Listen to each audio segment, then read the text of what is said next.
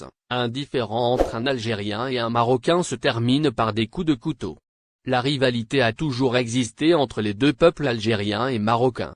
En effet, cette rivalité a été constatée dans de nombreux domaines et à de multiples occasions. D'ailleurs, il y a seulement quelques jours, à Seine-et-Marne en France, 2 ressortissants issus de ces deux pays ont été impliqués dans une rixe qui s'est terminée par des coups de couteau. Les faits remontent au 2 mai dernier, vers 23h50. Dans un hôtel d'hébergement de migrants, situé la zone d'activité de Ponto-Combo, le différend et la rivalité entre cet Algérien et ce Marocain, tous les deux âgés d'une trentaine d'années, ont dégénéré. Seine-et-Marne, un Algérien et un Marocain impliqués dans une violente agression suite à l'enquête lancée pour déterminer les derrières de cette bagarre entre ces 2 ressortissants étrangers, et après le visionnage des vidéos de caméras de surveillance, les services de justice ont réussi à éclaircir cette affaire. La bagarre a d'abord éclaté entre les 2 hommes au niveau du parking de l'hôtel. Par ailleurs, le perdant de cette première rixe a décidé de se venger, en assénant 4 coups de couteau à son adversaire avant de prendre à son tour un coup de vase en verre sur la tête. Cette deuxième violente bagarre a éclaté alors que les 2 ressortissants se plantaient dans le hall d'entrée de l'hôtel réservé pour les ressortissants étrangers. Une octave prononcée pour l'agresseur. La victime qui a reçu les coups de couteau a nécessité un transfert en urgence, vers l'hôpital. Notamment en raison de l'état grave de ses blessures au niveau du haut de son corps, au thorax, sur les avant-bras et au thorax. De son côté, l'agresseur a été présenté, 2 jours plus tard, devant la justice. Selon les témoignages récoltés par les enquêteurs, rapporte actu.fr, cette agression a eu lieu en raison des insultes à répétition et des provocations constantes, mais aussi, de l'état d'ivresse de l'agresseur. Lors de l'audience de ce dernier, la procureure a réclamé 2 ans de prison ferme avant que le juge prononce la peine de 15 mois de prison dont 6 avec sursis et mandat de dépôt. Une interdiction de porter une arme pendant 5 ans et une obligation de quitter le territoire français ont été également prononcées par le juge chargé de ces pèlerins algériens à la rue en Arabie Saoudite. Le ministère dément catégoriquement. L'Organisation algérienne de la protection des consommateurs a précédemment relayé l'appel en détresse de 100 pèlerins algériens qui auraient été abandonnés en Arabie Saoudite par leur agence de voyage. En effet, SOS a fait le tour de la toile, mais le ministère du Tourisme et de l'Artisanat a décidé de sortir de son silence et d'éclaircir cette affaire. Pour rappel, l'appel en détresse de ces pèlerins algériens remonte au 5 mai dernier. L'OPOS a fait savoir que les 100 pèlerins algériens, dont 60 femmes, ont été expulsés de manière humiliante de leur lieu de résidence. Et ce, sous prétexte de fin de contrat entre l'hôtel en question et l'agence de voyage. Ainsi, selon le communiqué de l'Organisation algérienne de la protection des consommateurs, le directeur de l'hôtel en question a demandé à ses pèlerins de quitter les lieux. L'organisation a également pointé du doigt l'insouciance de l'agent saoudien face à cette situation et appelle le ministère du Tourisme, mais aussi l'Office national du Hajj et de la Omra à intervenir. Pèlerins algériens expulsés de leur résidence en Arabie Saoudite, le démenti du ministère du Tourisme. Cet appel au secours a été largement diffusé sur la toile.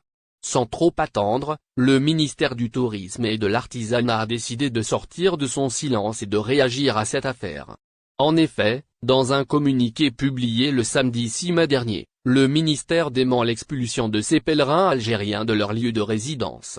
En effet, le ministère a fait savoir, suite à l'enquête faite en ce sujet, notamment au niveau de la wilaya de Biskra, où exerçait l'agence en question, mais aussi auprès de son dirigeant, que les pèlerins algériens n'ont pas été expulsés de leur hôtel. Le communiqué en question, l'agence de voyage a assuré la résidence de ces pèlerins dans la région de Azizia près de la Mecque. Par ailleurs, le ministère a rappelé que le retour du premier groupe, composé de 32 pèlerins, est prévu pour le 8 mai 2023. Et celui du deuxième groupe, comprenant 61 pèlerins, est programmé pour le 10 mai prochain. Par ailleurs, le ministère du Tourisme et de l'Artisanat a profité de l'occasion pour inviter les agences de voyage à s'armer du professionnalisme à l'approche de la saison du Hajj 2023 et assumer leur engagement vis-à-vis des pèlerins algériens expulsés d'un hôtel à la Mecque. Le ministère du Tourisme réagit. Dans un communiqué publié sur sa page Facebook, le ministère du Tourisme a réagi aux formations faisant état de l'expulsion d'un groupe de pèlerins algériens d'un hôtel de la Mecque en Arabie Saoudite. Le ministère du Tourisme a démenti catégoriquement ces informations, relayées sur les réseaux sociaux et par certains médias, en assurant que le groupe de pèlerins algériens originaires de la wilaya de Biskra sont normalement pris en charge au niveau de la zone d'El Azizia près de la Mecque. Nos services ont pris attache avec les responsables de l'agence touristique en charge du séjour des pèlerins en plus d'une enquête menée en Arabie Saoudite, explique le communiqué. Les deux groupes de 93 pèlerins algériens sont convenablement pris en charge au niveau des lieux saints contrairement aux fausses informations véhiculées sur les réseaux sociaux et relayées par certains médias, ajoute le communiqué, qui assure que les pèlerins algériens regagneront le pays le 8 et le 10 mai prochain. Pèlerins algériens expulsés de leur résidence en Arabie Saoudite. Le démenti du ministère du Tourisme. Cet appel au secours a été largement diffusé sur la toile. Sans trop attendre, le ministère du Tourisme et de l'Artisanat a décidé de sortir de son silence et de réagir à cette affaire. En effet, dans un communiqué publié le samedi 6 mai dernier, le ministère dément l'expulsion de ces pèlerins algériens de leur lieu de résidence.